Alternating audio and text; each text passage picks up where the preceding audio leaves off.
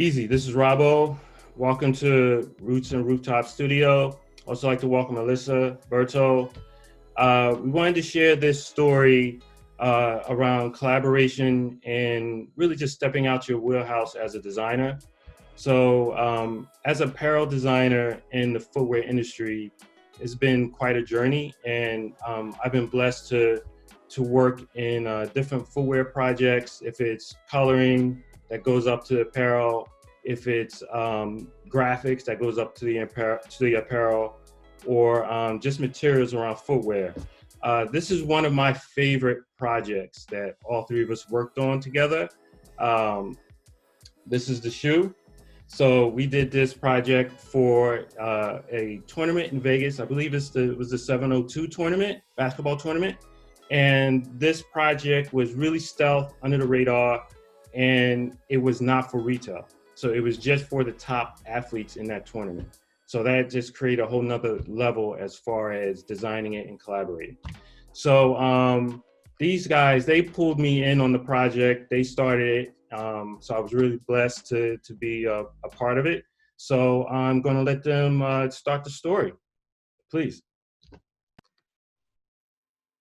Thanks, Robbo.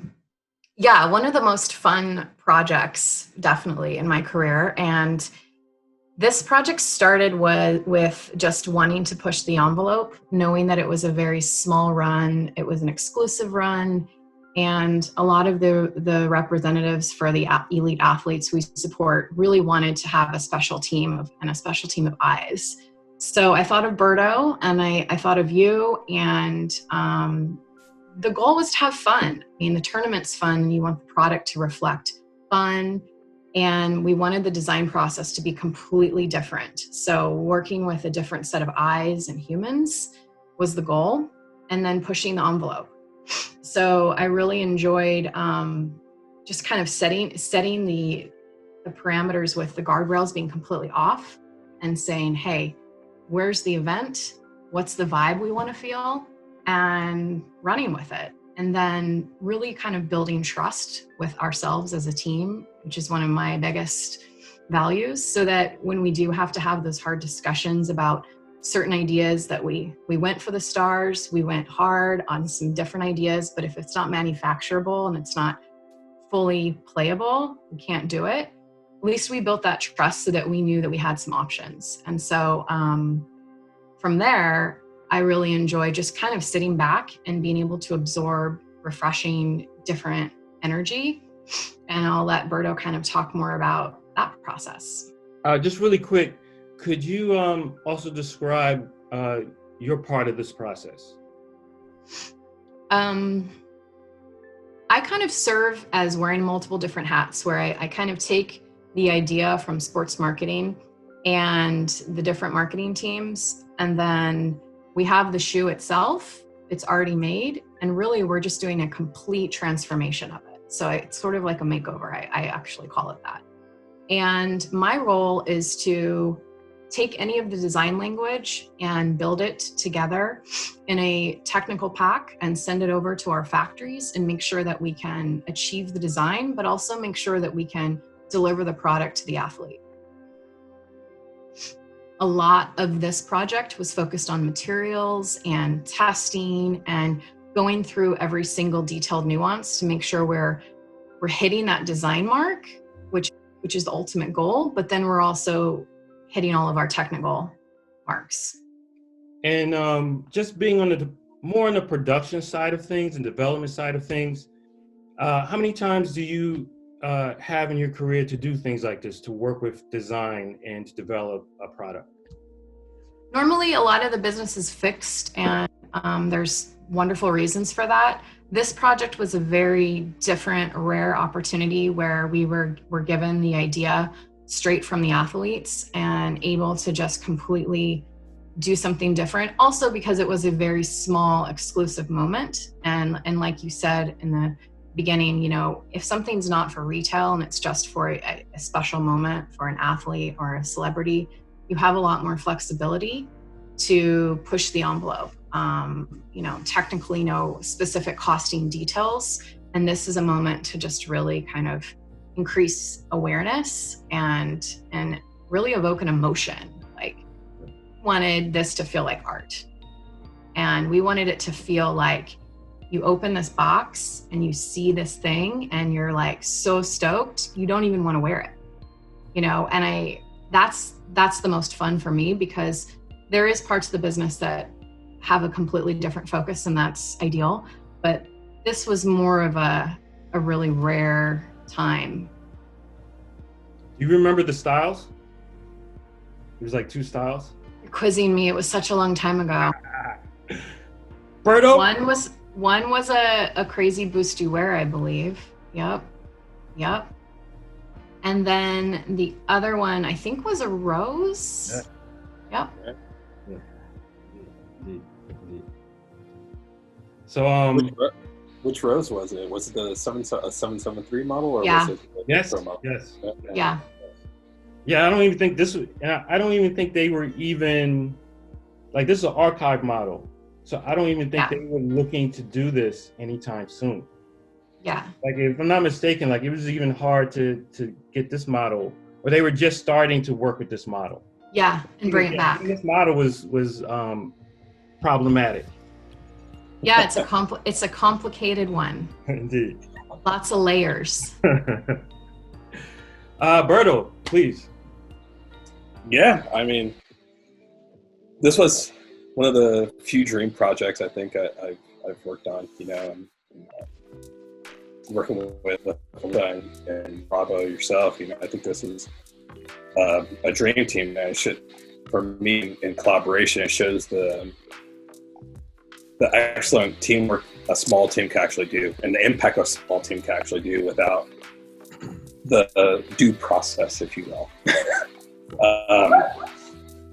So that said, when Alissa approached me, it was super exciting, given the conversations that Bravo, you and I have been talking about with footwear and seeing those business opportunities and stuff, and just meeting with Alissa and going through sort of the idea and the general direction,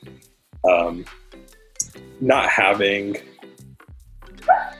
any cap as far as money goes. Sometimes it like you can put a lot of bells and whistles into it, and it just looks overly designed. But I think we were able to distill things down through a really singular creative direction, from a very simple athlete insight, right? And for me, I think that was like the special, why it was so special and why it was so impactful, is because it was so honed and had a huge number as far as the FOB goes, that we could create something really beautiful, and something that when you saw it in the pictures, when people were playing in those shoes, when you saw it in pictures, like, it definitely stood out than any other shoe that anybody was wearing for that specific event. Yeah. Which is a testament and credibility to not just like you, Alissa, and the development process, and you actually guiding us and educating us, not just like, no, you can't do that, but these are reasons why, and you should look at these things, and maybe look at it like this or other things. And I think it was a huge educational learning curve on our end, and it was a very grateful learning curve on our end too. Made us think of design differently and how things could be treated in a graphic context, since we are both graphic designers, but not just in a graphic context, but materialization and coloring, and pushing the limits of those fabrications, and mixing those fabrications to create something that was very technically inspiring. Right. You know? So for me, it was probably, I could count on one hand the amount of projects that I've been very proud of working with this brand, and this is the first one. Yeah. No, this one, it was definitely one of my favorite projects, and again, just kind of going back into collaborating and being graphic designers, but just also humbling ourselves into someone that's an expert in what they do, in the process of making this footwear, and just really listening and absorbing her knowledge, and then that taking us someplace else. I don't know if me and you would have even thought about some of these materials. So I think that was the holy trilogy about this whole thing. Just sometimes you just got to sit back and listen, and kind of like come to that common place of what you wanted to do, what you can really do, or someone else's thoughts that can even evolve the end project. So that to me, like it's levels with this project besides just the squad, the team, the professionalism, and just the level that this project hit at the end. And it wasn't even retail. Like it's just so many different ways I look at this project that makes me really proud to have been part of it. And also really great was the storytelling. I felt like that was really, really cool. Bro, do you chime in on a little bit of the storytelling? Yeah. I mean, from the athlete inside, as Alissa said, that it was it went something really inspired by the city of Vegas, and any person that could think of any basic trope of what Vegas is can understand the glitz, glamour, and hangover of Vegas. So we looked at. I remember, we were sitting down and we were looking at different architectural architects. That takes on the different hotels. I know one of them was the Wynn. I'm not sure what the other one was. I remember so long. Yeah. But we were looking at those and sort of like the experience that those hotels give you from, especially if you're playing at that level or have that kind of budget. What does that look like? What does that feel like? What do the rooms feel like? What do the pools feel like? What do they look like? Just the ambiance. I'm really just taking all those things in and injecting them into a shoe. So all the way from like looking at fountains that had like flake and glitter in them, and how we could actually implement that within the sole, right? With a gold flake and a translucent blue, right? So it looks like a pool and you see that gold flake in there, all the way to the cork insole, which was reminiscent of champagne and popping bottles, right? And also hygienic, right? And then also looking all the way to like luxe fabrics and stuff like that. And I know we had long conversations about some of the high-end hotel chains and casinos there that offered luxury department stores in them and had luxury goods in them and stuff like that. And what do those fabrics look like as far as like luxe leathers, and how do we elevate a luxe leather? And how do we also look into like the shimmer of the city, right? And with some of the shoes, you can see like the iridescence of sort of a transition of a night and day situation. And that was a lot of the inspiration, was a night and day. So in the daytime, it would look one way, and at nighttime, it looked another way when you were obviously out partying in the city and stuff.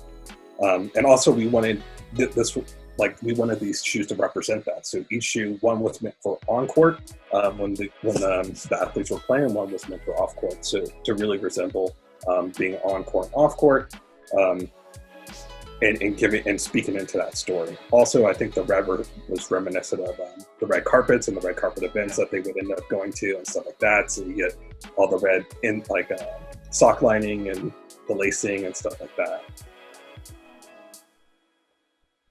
Would you like to add anything? What did I forget?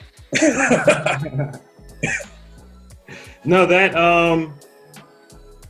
yeah, I think the storytelling and going through that process and narrowing that down, and then from just the story and the graphics and so forth, and then coming into materials, and then that was bugged out. This really sharpened it up.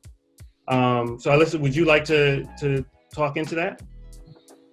Yeah, I mean, like I said, my motto, when we can have that ability, is to shoot for the stars. I still say this, and then reel it back and have options. And so I think that's what I enjoyed most, is that you both really pushed the envelope. So you really pushed me and my skills in thinking through how can we really achieve this look. But what's really cool is that when you know about a lot of different treatments and materials and ways to move them around, you actually can still work with really wild different ideas. You know, for instance, from an apparel mindset to a footwear mindset, which people always assume they're very similar, but they're very different processes and products and materials as well. So for me, I mean, I just enjoy like being rooted in the goal. And for me, the goal is always the design, but also like how we're all feeling. And I think it's just really important and ideal when we can all like feel really good about what we made, you know, versus the alternative. So that's really, to me, the priority. And that's what's so special about this project is like, we all felt good. It was very hard, but we were up for it. But we also, even though we had to reel back different layers and make different tweaks, we still captured and embodied the goal of the shoe. I remember being, you know, I also know that anytime you're really, really nervous about something, it means you're growing. And it also means like you're up to something good. And I remember being very nervous for a very long period of time in the process of this shoe. Also based on my respect for the two of you. And I was like, I don't know how I'm going to pull this off. But we did. And I think, I mean, the proof is in the pudding. When I saw the look on the face of some of our athletes, that's when I knew too, because I have to be honest, like that's the like end result that you want. Yes. So to me, it's always going to be a circle of different layers, and just having that rootedness of the design and how everybody feels is important. A really good design, and if nobody feels good, to me isn't as valuable or worthwhile. So I think what what also really helped tie this all together was these are basketball shoes. So even though, you know, one, to Berto's point, one was lifestyle, but one was more aimed towards actually performing and playing in, they both have to have some level of play in them. You have to feel like you can play in each shoe. And I think just, again, picking out the materials that went along with the concept and the dream, also picking materials that actually had to perform. I think that was also like really tricky and really interesting to go through. yeah, that's definitely become my superpower as I evolve, is how to restore a beautiful idea, but make it functional and playable for an elite athlete. Cool. So at some point, I had to step away because I had another project to work on. So again, just that whole idea of collaboration and trust, because we weren't like finalized with it when I had to step away. So I was able to leave it in the hands of my team or my crime partners, because it felt like a little bit of a scheme, but I left it in your hands, and the way you guys molded it from there, and to see the end result and how these two, you can say these two really different shoes. They're both basketball shoes, but one was from the archives and one was more of a new model, but how they work together and they flow together. That was the great part for me, because I got to see how it evolved from what was in my head and what all three of us were discussing. So this is one of the shoes. Very proud of it. Never wore this because you don't want to wear this. You just want to keep it shiny, clean. I think one This of is like potentially over 5 years ago. Yeah. Maybe more, actually. Yeah, was it 13? Yeah, it was a long time ago. Yeah, and to this day, you know, I love this project.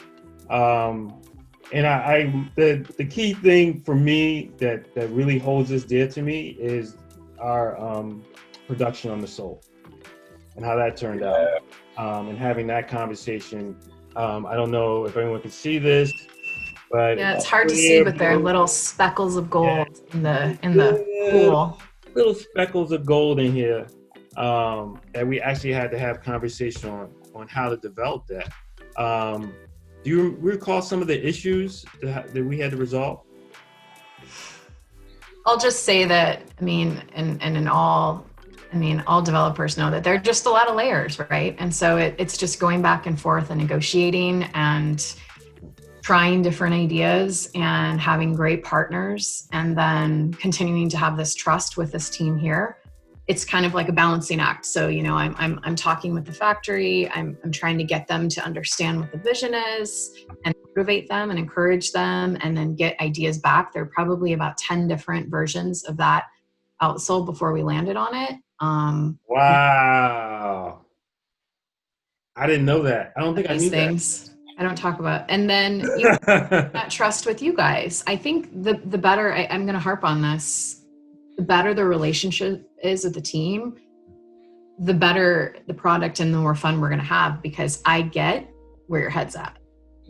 Because you're sharing it and you're being vulnerable and you're being raw about your vision. And then I can be that middleman, which is what I really love, is being able to be okay, I got this. This is what your idea is, and be able to kind of come over here and motivate another group of humans that's definitely the expert in manufacturing and able to come up with multiple iterations, and then go back here with you guys and say, okay, we have all these different ideas. Here's what I'm going to recommend based on our team. So, it's a kind of a physically, you're going back and forth a lot, which I enjoy when we're all clear. Yeah, especially when it's something that we're all excited about and wanting to see the end product. Yeah, that's a process that you thoroughly enjoy and hopefully you learn from as you go through it, and again embracing it, because I definitely learned a lot just from this one project alone. Yeah, same here. And I think I also learned that collaboration is key, and having conversation, right? It's not even the term collaboration as far as collaboration and say I kick this across the fence, but it's more just a conversation and inviting people to the table and being open about where things can go. Right, and just no matter what our ideas or our passions are, it's all about the end product and everyone being happy with that end product, and for me, that's what I love about collaborating, is that something can happen that I couldn't do on my own. I had to share, I had to pull back or fight for something with another creative or a group of people to build this one piece of art or footwear that none of us could have done by ourselves. And then that's the one thing I love about collaborating. Yes. And I think if you put the right mindset on, you get inspired by each different perspective. But it's also true that there's healthy conflict, Healthy conflict. Establishing that trust and that bond is how you have healthy conflict versus just conflict, And so that's where the guts of the process are, in those healthy conflict moments where you can kind of beef a little bit about the ideas, but you come out on the other side and you still love the product and essentially love the people that made it. So. Berto, got anything to add? No, I think that was very well put, like him, and I'm going to take healthy conflicts with him. That's a t-shirt. Yeah, for real. But I don't think I could say it any better, to be perfectly honest. Well, I want to thank everyone for joining the conversation. It's been really great. I haven't seen the crime partners in a while, and it's just really great to talk about this project again. Again, there's things that that I even forgot about going through the process that that just like sparked so much in me, and I really appreciate this whole thing. I appreciate everything you guys have done, and the work we have created together. So thanks again. We appreciate you. Bless. Yeah. Bless. Appreciate it. I haven't seen all of y'all in so long. I know. We need to figure this out. And it's been really good. It's been really good. So thanks again, and let's get up. Great shoe, collaboration, easy.